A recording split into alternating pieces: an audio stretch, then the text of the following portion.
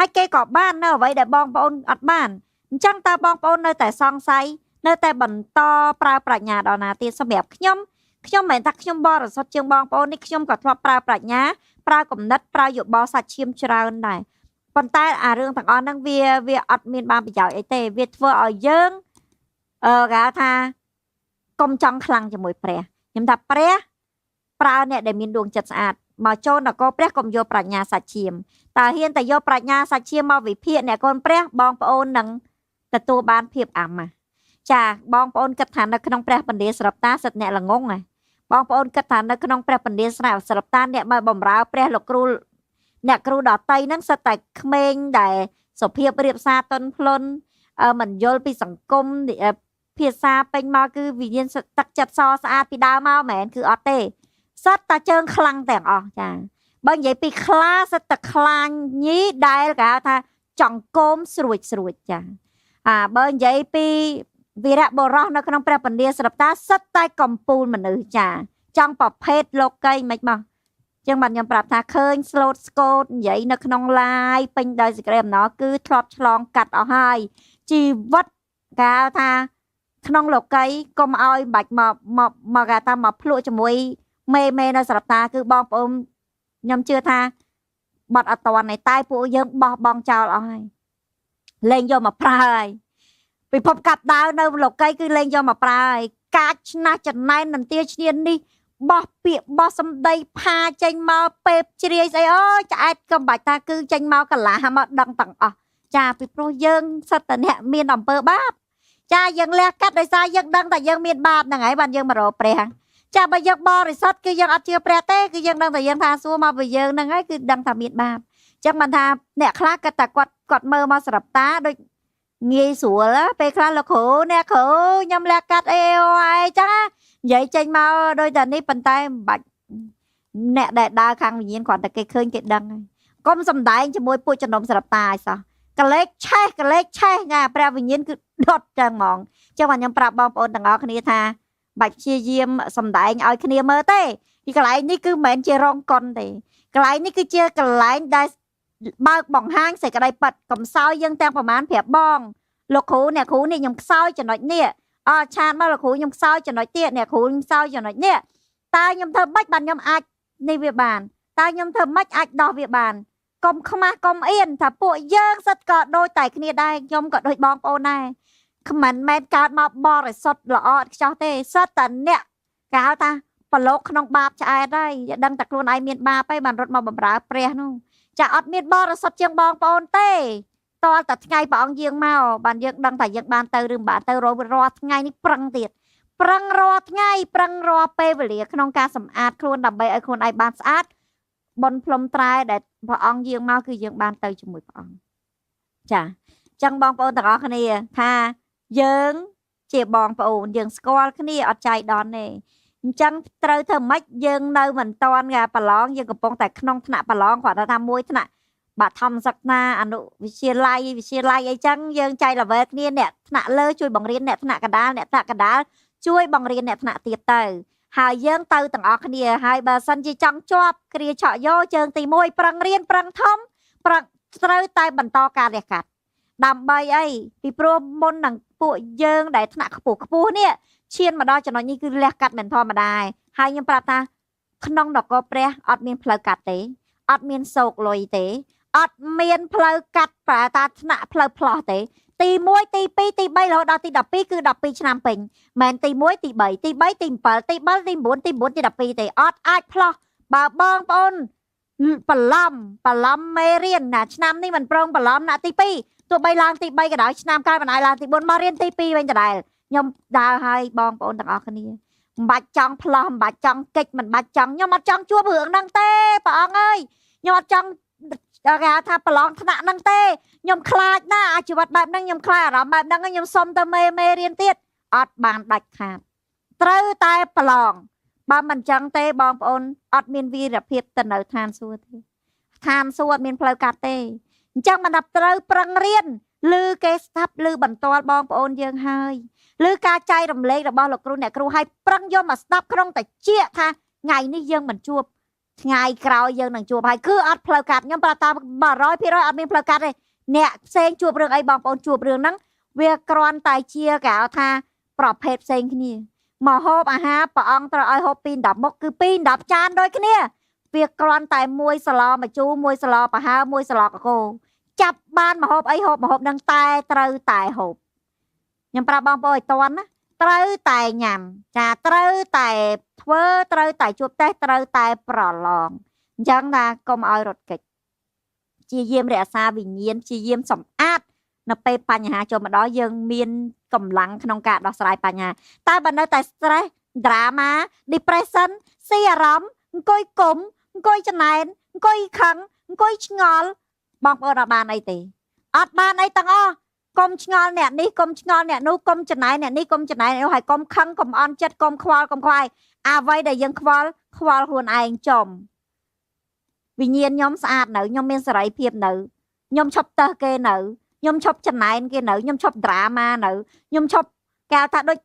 đi nữ chọc bờ sân chỉ nhóm cặp bông tay miên vì nhiên tặng on nó không luôn nhóm này ta pa nhà cho mà đó tay đẹp on ai mê riêng ai vì nhiên xa mà đó nhóm ai bà lon cho phải phải nhóm cặp bông tay rương kê bánh khua nhóm hay cho hưởng nhóm nã chui đó sai chắc mà nhóm phẻ bong bông này nhóm chlong lùa trời nó pe đại khua nhóm bánh đòi rương kê rương បញ្ហា ចូល ជីវិត ខ្ញុំ ដក ចេញ ទេ មាន ន័យ ថា ខ្ញុំ ស្លាប់ នៅ ក្នុង បញ្ហា បើ ខ្ញុំ ចង់ ដោះ លឿន គឺ ខ្ញុំ ត្រូវ ធ្វើ ម៉េច ជំរុះ ការ ក្នុង គំនិត ប្រាជ្ញា ខ្ញុំ ដោះ រឿង គេ ផ្សេង អត់ ខ្វល់ រឿង អ្នក ណា ទាំង អស់ ខ្វល់ តែ រឿង ខ្លួន ឯង តា វិញ្ញាណ ខ្ញុំ មិន ដែរ ខ្ញុំ សន្តិភាព នៅ អូរ៉ូ សន្តិភាព ផ្លូវ ចិត្ត ឃើញ ហើយ សុខសាន្ត ហើយ អារម្មណ៍ ល្អ ហើយ បញ្ហា ចូល មក ដល់ ផ្លឹប មាន ចម្លើយ ភ្លាម ដោះ ស្រាយ បាន ភ្លាម ផ្លឹប ប្រឡង ជាប់ ផ្លេត អា ហ្នឹង ហើយ គឺជា រូបមន្ត ដែល ព្រះ បណ្ឌិត សរតា ប្រាប់ បងប្អូន លឺ ហើយ ប្រាប់ ហើយ ថា អ្នក គ្រូ ខ្ញុំ ធ្វើ មិន កើត ទេ ខ្ញុំ ខឹង ណាស់ ម្នាក់ ហ្នឹង អូយ ឌឺ ខ្ញុំ រាល់ ថ្ងៃ ប្រហែល ឌឺ ខ្ញុំ រាល់ ថ្ងៃ អ្នក គ្រូ អើយ ខ្ញុំ ដូច អ្នក គ្រូ ឯង និយាយ ស្រួល វា ពិបាក ចឹង ខ្ញុំ មិន ថា ស្រួល ណា ស្មាន តែ ខ្ញុំ ត្រឡង រាល់ ថ្ងៃ ហ្នឹង ខ្ញុំ ស្រួល មែន មក ដល់ ចំណុច ហ្នឹង អត់ ស្រួល ទេ ខ្ញុំ ប្រាប់ ថា តែ បងប្អូន ត្រូវ ដឹង ថា បើ រឿង ប៉ុណ្ណឹង បងប្អូន ធ្វើ មិន កើត ឋាន សួគ៌ វា អត់ ស្រួល ទេ បើ អា ហ្នឹង វា ថា ដូច ប្រឡង វិញ្ញាសា ទី 12 ចឹង វិញ្ញាសា ទី 12 វា មិន មែន ថា យក ដេក ងើប ដល់ ថ្ងៃ ប្រឡង ជាប់ និទេស អេ ទេ បងប្អូន មាន កូន មាន ចៅ រៀន ដឹង ហើយ ចា ប្រឹង រៀន ណា ប្រឹង តែ ប្រឡង ភ័យ ញ័រ រន្ធត់ ព្រឺ ព្រួច កាន់ បិច ញ័រ ដៃ តើ តែ ប្រឹង អស់ លទ្ធភាព បាន អាច ដឹង ថា បាន និទេស អេ ដែល បាន និទេស CD អី ក៏ អ ដែរ បាច់ ថា និទេស អេ ចា ចាំ បងប្អូន មិន ប្រឹង សោះ វា មិន ដែរ សុក អី ក៏ មាន សេរី ភាព បដ ாய் អា ហ្នឹង ត្រូវ តែ មាន ការ លះ កាត់ ដូច គ្នា អញ្ចឹង ចា កុំ ឃើញ គេ មហិមា ឃើញ គេ និយាយ គេ អំណរ គេ រីករាយ សុទ្ធ តែ ការ លះ កាត់ លះ កាត់ ហ្នឹង គឺជា អ្វី លះ កាត់ សាច់ ឈាម លះ កាត់ ភាព ស្រើប ស្រាល លះ កាត់ ភាព គេ ហៅ ថា ល្អក ល្អអឿន សរសើរ អូយ ចាយ មាន ណា ចាយ ស្អាត ហើយ ចាយ គួរ ឲ្យ រាប់ អាន ណា អូយ ខ្ញុំ ចង់ ទិញ ឡាន វិឡា មាស ពេជ្រ អូយ ខ្ញុំ ចង់ អី ចេះ គឺ ឲ្យ តែ ថា សាច់ ឈាម អូ គេ ដៀល ខ្ញុំ មីកាម៉ាប់ មីកាធាត់ ឬ មួយ គេ ថា ខ្ញុំ មីនី ក្រ អានោះ ក្រ ឬ មួយ គេ មើល ងាយ ខ្ញុំ ល្ងង ឆ្លាត អី ហូរ ហើយ អា ហ្នឹង សាច់ ឈាម ទាំង អស់ ខឹង គេ សួរ មូលហេតុ ខ្លួន ឯង ខឹង រឿង អី ខឹង គេ ដៀល ខ្ញុំ អាក្រក់ ខឹង គេ ដៀល ខ្ញុំ ក្រ ខឹង គេ ដៀល ខ្ញុំ គេ ហៅ ថា ចេញ ចុះ បុក ដក កូន ចៃ ចុះ គេ ដៀល អី ដៀល ទៅ ហើយ ហ្នឹង សាច់ ឈាម តា សួរ តែ ពេល ដែល យើង ខ្វល់ ទេ អ្វី ដែល សំខាន់ វិញ្ញាណ យើង បរិសុទ្ធ ទៅ នៅ មួយ ព្រះ យើង បាន សង្គ្រោះ ព្រោះ ព្រះ មិន សង្គ្រោះ អ្នក មាន ព្រះ ក៏ មិន បាន ខ្វល់ រឿង យើង មាន ក្រ ស្អាត ស ខ្មៅ ថ្មិញ ក្រហុប ថ្មិញ ស ថ្មិញ លឿង ដែរ ក៏ មិន បាន ខ្វល់ យើង ផ្ទះ តូច ផ្ទះ ធំ ដែរ អ្វី ដែល សំខាន់ យើង បរិសុទ្ធ យើង ជួប ព្រះ ទោះបី បងប្អូន ធ្លាក់ ខ្លួន រហូត ដល់ សុំ ទាន ក៏ ដោយ តែ វិញ្ញាណ បងប្អូន ពេញ ដោយ សេរីភាព ពេញ ដោយ ក្តី ស្រឡាញ់ ពេញ ដោយ គេ ហៅ ថា ស័ក្តិ សម ទៅ នៅ ឋាន សួគ៌ ថ្ងៃ ព្រះ ឆក់ យក យើង បាន ទៅ អា អ្នក ដែល ដៀល យើង ទោះបី នៅ វិឡា ស្កឹម ស្កាយ ក៏ ដោយ ឲ្យ តែ ថា វិញ្ញាណ អត់ ស្អាត ចិត្ត អត់ ស្អាត ដើរ តែ ដៀល គេ អ្នក នឹង អត់ ស័ក្តិ សម ទេ ចឹង មិន ថា បងប្អូន ត្រូវ ការ អី ត្រូវ ការ ឋាន សួគ៌ គឺ ឈឺចាប់ នឹង លោកី តែ បើ ត្រូវ ការ ស្រឡាញ់ លោកី គឺ អត់ បាន ឋាន សួគ៌ ទេ ជំរើស គឺ ត្រូវ តែ យើង មាន ការ លះ កាត់ ចា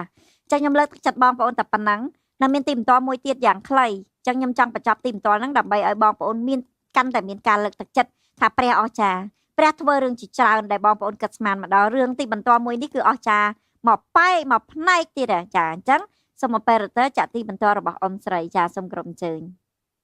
ខ្ញុំសូមជម្រាបសួរលោកគ្រូយូស្វេដវិតនេះព្រមទាំងលោកគ្រូអ្នកគ្រូទាំងអស់នៅក្នុងក្រុមជំនុំចរាប់តាព្រមទាំងបងប្អូនក្នុងបណ្ដាអនឡាញទាំងអស់គ្នា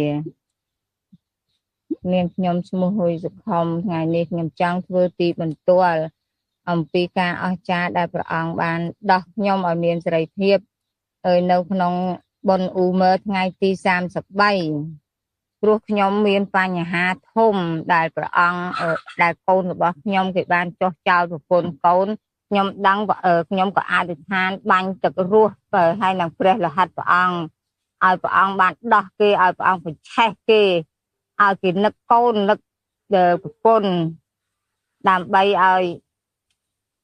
គេវិលមករកកូនប្រពន្ធវិញរឿងហ្នឹងខ្ញុំធ្លាប់ប្រាប់អ្នកគ្រូមករៀនម្ដងហើយថាកូនខ្ញុំមានលក្ខណៈដូចម៉ាកប៊ីនោះប៉ុន្តែទាំងអ្នកគ្រូចាំខ្ញុំអត់ដឹងដែរព្រោះអី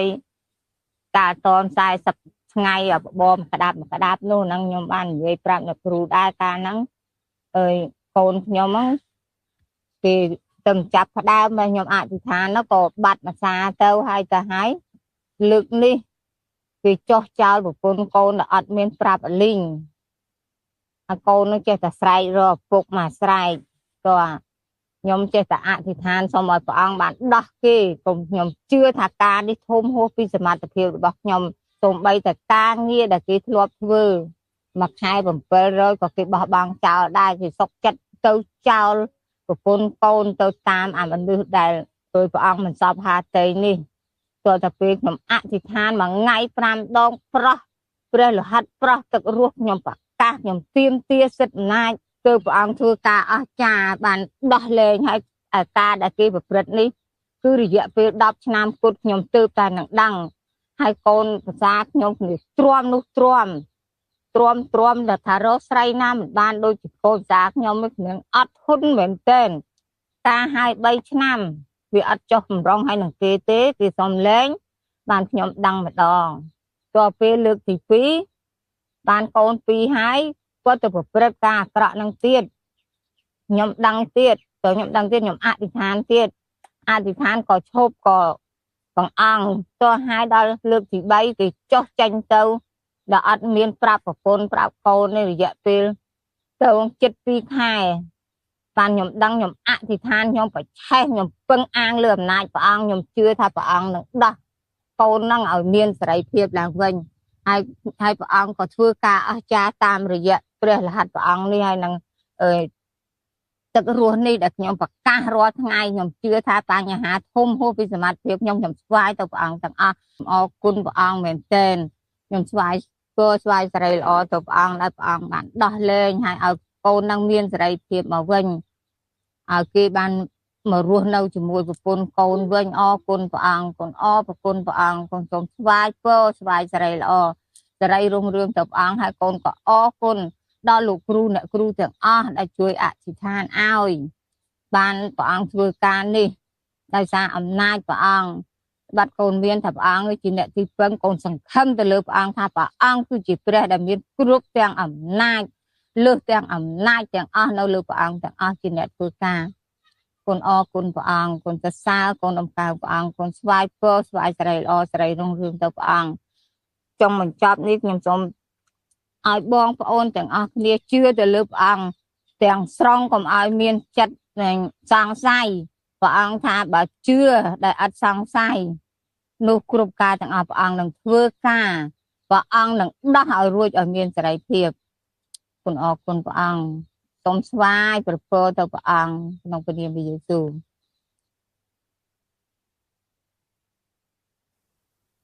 ចាបងប្អូនទាំងអស់គ្នាស្ដាប់ទីបន្តរបស់អ៊ំស្រីហើយមានអារម្មណ៍មិនដែរចាមិនមែនរឿងគាត់ផ្ទាល់ទេតែរឿងកូនរបស់គាត់ចាកូនដែលចាក់ចេញពីផ្ទះហ្នឹងចៅប្រពន្ធហ្នឹងគឺជាកូនប្រុសរបស់គាត់ផ្ទាល់តែម្ដងចាហើយភរិយាគាត់គឺទ្រាំ10ឆ្នាំក្នុងការដែលប្តីផិតក្បត់តរោអ្នកថ្មីចាហើយគាត់គឺតរោអ្នកថ្មីហ្នឹងមិនមែនតរោស្រីទៀតទេគឺតរោប្រុសគឺមានតែគាត់ប្រុសស្រឡាញ់ប្រុសចាដោយសារប្រពន្ធគាត់ទ្រាំទ្រគាត់ជាភរិយាដែលថាកូនភាសាល្អហើយអ៊ំស្រីគាត់ ពិបាកចិត្តគាត់តែដឹងរយៈពេល3ឆ្នាំចាទៅតាមគ្នាម្ដងរត់តាមគ្នាម្ដងប្រពន្ធទ្រាំហើយអ៊ំស្រីគាត់ចែករំលែកថាប្តីហ្នឹងគឺយកម្នាក់ប្រុសហ្នឹងមកនៅផ្ទះទៀតចាគៀកកាយនៅមកប្រពន្ធសុកចិត្តទ្រាំរាប់ឆ្នាំអញ្ចឹងទៅទ្រាំដើម្បីកូនចាហើយបន្ទាប់មកបែកបាក់កននេះហើយនិយាយទៅចរចាគ្នាមួយសារហើយចារយៈពេលក្រោយនេះតបតែចោលកូនចោលប្រពន្ធចាទៅជាមួយដៃគូថ្មីគឺប្រុសដូចគ្នានឹងឯងដែលធ្វើឲ្យអ៊ំស្រីពិបាកចិត្តគាត់ចាប់ផ្ដើមអធិដ្ឋានទៅកាន់ព្រះអង្គពីព្រោះវាលើសពីសមត្ថភាពលើសពីអ្វីដែលគាត់និយាយឯងពីព្រោះវាអស់លទ្ធភាពឯងប្រពន្ធក៏អស់លទ្ធភាពគេថាម្ដាយក៏អស់លទ្ធភាពដែរចឹងមានតែគាត់ប្រឹងចាំយាមប្រឹងអធិដ្ឋានតប្រឹងគេថាបាញ់ប្រោះព្រះលហិតលើរូបថតផងប្រើជំនឿផងមានតែទុកចិត្តគេថាផ្លូវក្នុងផ្លូវក្រៅបដៅលេងចាញ់ហើយមានតែប្រើផ្លូវក្នុងគឺផ្លូវខាងវិញ្ញាណប្រើវិញ្ញាណមួយទៅលន់តួចំពោះមុខព្រះហើយឲ្យព្រះដល់អវិញ្ញាណដែលគេថាកំផិតសហាយស្មន់ប្រុសស្រឡាញ់ប្រុសដែលព្រះមិនសពហាតីនឹងដកចេញពីកូនប្រុសគាត់ចារហូតដល់គាត់មានការលែងលះគ្នាទៅប្រាប់ដល់ភូមិឃុំថ្ងៃហ្នឹងគឺយើងត្រូវតែថាបើសិនជាល្ងាចស្អែកយើងត្រូវទៅជួបសាលាឃុំហើយក្នុងការដោះស្រាយលែងលះគ្នាព្រមប្រពន្ធព្រមលែងប្តីដាច់តែថាដាច់នេះឲ្យប្តីទៅឲ្យបានសុខទៅរហូតដល់ប្តីបានថាដល់ថ្ងៃយប់ហ្នឹងហើយបានប្តីជាមួយដៃគូថ្មីគេហ្នឹងណាគេចាប់ផ្ដើមឆ្លោះគ្នាមានរឿងឆ្លោះទាស់តែងគ្នារហូតដល់បែកបាក់គ្នារហូតដល់ចាប់ផ្ដើមមកត្រូវរើមួយប្រពន្ធវិញក្នុងយប់ក្នុងគេថាថ្ងៃដែលត្រូវជួបគេថាលែងលះគ្នាបែរជាមិនមែនជាថ្ងៃលែងលះគ្នាបែរជាថ្ងៃដែលយើងចាប់ដៃគ្នារស់នៅមួយគ្នាដាច់ស្រេចជាមួយអ្នកចាស់អញ្ចឹងហើយបានឃើញតាទីបន្ទាល់របស់អ៊ំស្រីគឺថាដោយសារតែអំណាចបច្ចេស្តារបស់ព្រះអង្គបានដាក់ក្នុងចិត្តគាត់ឲ្យគាត់ឃើញថាគ្មានអ្នកណាល្អជាងភរិយាហើយនឹងក្រុមគ្រួសារទេហើយវិញ្ញាណដែលប្រុសស្រឡាញ់ប្រុសអវិញ្ញាណដែលលងបន្លាចគាត់នឹងវិញ្ញាណដែលឃើញឲ្យគាត់ល្ងិតឆឹងធ្វើឲ្យគាត់លេងដឹងខុសដឹងត្រូវដឹងម្ដាយដឹងឪពុកដឹងប្រពន្ធដឹងកូនហ្នឹងណាវាចេញពីជីវិតគាត់ធ្វើឲ្យគាត់ស្វាងរហូតដល់គាត់ចាប់ដៃគូជាមួយប្រពន្ធគាត់កូនគាត់ឲ្យរស់នៅយ៉ាងសុខសាន្តរហូតដល់សពថ្ងៃចាទីបន្តរបស់អ៊ំស្រីវាវែងដែរនីតិវិញប៉ុន្តែយើងកាត់ឲ្យខ្លីដើម្បីឲ្យបងប្អូនដឹងថាការដែលគ្មានអ្វីដែលព្រះធ្វើអត់កើតទេអញ្ចឹងទីបន្តរបស់អ៊ំស្រីគឺតាក់ទងនឹងខាងវិញ្ញាណដែលគាត់មានជំនឿថាព្រះធ្វើបានគ្រប់យ៉ាងទាំងអស់នៅអ្វីដែលពីលើសពីសមត្ថភាពគាត់គឺគាត់យករូបថតកូនគាត់ប្រើយកឈ្មោះកូនគាត់នៅពេលដែលគាត់អាចឋានចាំយាម5ដងហើយនឹងគាត់សន្សើមពេលព្រឹកក៏ដោយគាត់បាញ់ទឹករស់គាត់អធិដ្ឋានគាត់លន់តួគាត់តមគាត់សុំព្រះអង្គគ្រប់យ៉ាងដើម្បីឲ្យដោះវិញ្ញាណកូនគាត់ឲ្យមានសេរីភាពរហូតដល់គាត់ទទួលបានការអស្ចារ្យតាមរយៈការធ្វើទីបន្ទាល់នេះហើយបានបងប្អូនដឹងថាបើសិនជាប្តីយើងក៏ដោយប្រពន្ធយើងក៏ដោយកូនយើងក៏ដោយសាច់ញាតិយើងអ្នកណាក៏ដោយបើយើងមានជំនឿដូចជាអ៊ំស្រីបងប្អូនអាចយកទឹករស់អាចយករូបថតគាត់ឬមួយក៏ទូលអង្វរទៅកាន់បិតាតាមរយៈជំនឿបងប្អូនព្រះនឹងធ្វើការអស្ចារ្យលើពួកគាត់ទាំងអស់គ្នាអ្វីទាំងអស់វាស្ថិតលើការថាបងប្អូនតើបងប្អូនហ៊ានជឿអត់ហ៊ានជឿថាការអស្ចារ្យមានសម្រាប់ជីវិតបងប្អូនទាំងអស់គ្នាអ៊ំស្រីគាត់មានជំនឿហើយគាត់នៅតែតន្ទឹងរង់ចាំពីព្រោះវាអស់ហើយអស់លទ្ធភាពហើយមានន័យថាប្រពន្ធវិញក៏ព្រមដែរព្រមលេងទៅតាមចិត្តប្តីពីព្រោះទ្រាំមហាសែនទ្រាំរលេខដាក់គ្មានហើយ10ឆ្នាំអើយបងប្អូនហើយលាអាចសំខាន់ទៅរត់ចោលគ្នាហើយយកគ្នាមកដេកក្នុងផ្ទះទៀតចានៅរស់នៅមួយគ្នាទៀតប្រពន្ធឈឺចាប់ប៉ុណ្ណាបងប្អូនតែឥឡូវគាត់មានសេរីភាពហើយចាប្តីគាត់ស្រឡាញ់ប្រពន្ធស្រឡាញ់កូនហើយលែងមានអ្នកទី3ហើយអ្នកទី3ដែលប្រុសដូចគ្នាគឺដាច់ខ្សែរយៈគឺអត់មានអារម្មណ៍ថាគឺលែងស្រឡាញ់ប្រុសដូចគ្នាតែម្ដងគឺស្រឡាញ់តែស្រីហើយស្រឡាញ់កូននេះហើយគឺជាបន្ទាល់មួយយ៉ាងអស្ចារ្យសម្រាប់យើងដែលជាអ្នកជឿព្រះដឹងថាព្រះវិញ្ញាណនៃព្រះការអស្ចារ្យផងព្រះគឺបានគ្រប់យ៉ាងព្រះមិនមែនប្រហោះត្រង់ខ្លីធ្វើអីមិនកើតការអស្ចារ្យត្រង់មានកម្រិតហើយគេថាគ្មានព្រះធ្វើបានខ្លះអត់ខ្លះទេគ្រប់យ៉ាងទាំងអស់លើជំនឿយើងទេតែយើងហ៊ានជឿអត់បើយើងអត់ជឿគឺយើងអត់បានហ្នឹងឯងចាសម្រាប់ខ្ញុំនៅតែបន្តក្នុងការលើកទឹកចិត្តបងប្អូនទាំងអស់គ្នាថាកុំ មានអារម្មណ៍ថាខ្លួនឯងមិនដល់គេកុំប្រាប់ថាខ្ញុំបាក់ទឹកចិត្តខ្ញុំខ្សោះល្វើយខ្ញុំកុំយកខ្លួនឯងទៅប្រៀបធៀបមួយអ្នកណាអ្វីដែលសំខាន់បើយើងធ្លាក់ខ្សោយថ្ងៃនេះបើសិនជាយើងហ៊ានជឿយើងប្រើជំនឿយើងបានលើទីបន្ទាល់របស់បងប្អូនយើងដតីហើយយើងចាប់ផ្ដើមថ្ងៃថ្មីសារជាថ្មីលន់តួសារភាពបាបចាប់ផ្ដើមបង្កើនជំនឿហើយបន្តិចទៀតស្អែកឡើងបងប្អូននឹងឃើញការអស្ចារ្យពីព្រោះបងព្រះនៅតែផ្ដល់ឱកាសឲ្យបងប្អូនទាំងអស់គ្នាអញ្ចឹងមិនថាខ្ញុំមិនថាគេសួរថាខ្ញុំមកអង្គុយនិយាយនេះបើសិនជាខ្ញុំគិតថាបងប្អូនទាំងអស់គ្នាកែលែងឡើងហើយដឹងតែបាបអីដឹងតែនរោអីដឹងតែនេះសួរថាខ្ញុំហត់មកអង្គុយនិយាយទៅអីពីព្រោះខ្ញុំដឹងថាបងប្អូននៅតែមានឱកាសបងប្អូននៅតែព្រះនៅតែផ្ដល់ព្រះគុណខ្ញុំក៏នៅតែមានព្រះគុណពីព្រះអង្គបងប្អូនក៏នៅតែមានព្រះគុណពីព្រះអង្គអញ្ចឹងយើងប្រឹងទាំងអស់គ្នាខ្ញុំឈ្នះថ្ងៃនេះខ្ញុំមកចែកម្លែកទៅកាន់បងប្អូនមិនទាន់ឈ្នះបងប្អូនយកបន្តរបស់ពួកយើងទាំងអស់គ្នាហើយយកទៅធ្វើតាមបងប្អូនឈ្នះដល់ពេលដែលបងប្អូនឈ្នះហើយយកមកចែកម្លែកទីបន្តមកកាន់សារ TV ហើយទៅបន្តបងប្អូនដទៃទៀតអញ្ចឹងយើងគឺជាអវយវៈនឹងគ្នាយើងគឺជាកម្លាំងធម៌ពលទៅវិញទៅមកបើសិនជាយើងត្រូវដឹងថារឿងខ្លះស្ដាប់ទៅវាត្រូវចិត្តរឿងខ្លះស្ដាប់ទៅឈឺនិយាយដូចថាឲ្យតែបើបងប្អូននៅឈឺនៅកតាកេតថាឲ្យនៅតែឈឺបងប្អូននៅមានជីវិតរស់រានទេតែបើបងប្អូនខុសហើយបងប្អូនដើរមិនត្រឹមត្រូវហើយបងប្អូនធ្លាក់ចុះហើយពាក្យគួរតម្រង់របស់ថ្នាក់ដឹកនាំពាក្យគួរតម្រង់របស់បងប្អូនយ៉ាងដតីបងប្អូនអត់ចេះឈឺទៀតណាអត់ខ្វល់ទៀតណានៅជួននៅក្នុងជីវិតពេញដោយតបាយទៀតនឹងចប់ហើយមានន័យវិញ្ញាណបងប្អូនស្លាប់តែម្ដងអញ្ចឹងបើថាឈឺមានន័យថាបងប្អូននៅរស់ហើយបើសិនជានៅរស់មានន័យថានឹងអាចដោះត្រួយសារជាថ្មីកាត់តងចាស់ចោលកាត់ផ្លែដែលស្អុយចោលកាត់គេថាអ្វីដែលវាមិនបង្កើតផលចោលដើម្បីឲ្យត្រួយថ្មីបានលាស់ឡើងដើម្បីឲ្យជីវិតថ្មីវិញ្ញាណថ្មីអារម្មណ៍ស្រស់ស្រាយថ្មីចាប់ផ្ដើមវាកកើតឡើងដើម្បីយើងទទួលបានព្រះពរទាំងអស់គ្នាពីព្រោះយើងនៅរយៈពេលច្រើនថ្ងៃទៀតទៅរាប់ទៅដល់បុណ្យភ្លុំត្រែពេលខ្លះក្នុងអំឡុងមួយថ្ងៃហ្នឹងបើអសិនជាបងប្អូនប្រែអស់ពីចិត្តបងប្អូនព្យាយាមទទួលស្គាល់ថាខ្លួនឯងមានបាបអ្វីមួយលន់តួសារភាពបាបហើយចោះចូលហើយលះកាត់ណាបើសិនជាថ្ងៃភ្លុំត្រែមកដល់យើងនឹងមានឱកាសច្រើនក្នុងការទៅជាមួយព្រះអង្គតែបើឮសំឡេងទាំងអស់ការលើកទឹកចិត្តទាំងអស់គ្នាហើយបន្តបងប្អូនយើងដតីហើយមិនខ្វល់មិនអើពើនៅតែស្រឡាញ់បាបនៅតែចង់រស់នៅក្នុងជីវិតនិស័យសាច់ឈាមចាស់មិនព្រមកែប្រែមិនបន់ភ្លុំត្រែមកដល់បងប្អូននឹងមិនមានឱកាសក្នុងការទៅនៅមួយព្រះអង្គឯពីព្រោះដោយសារអីឋានសួគ៌ដាក់អ្នកដែលស័ក្តិសមឋានសួគ៌ដាក់អ្នកដែល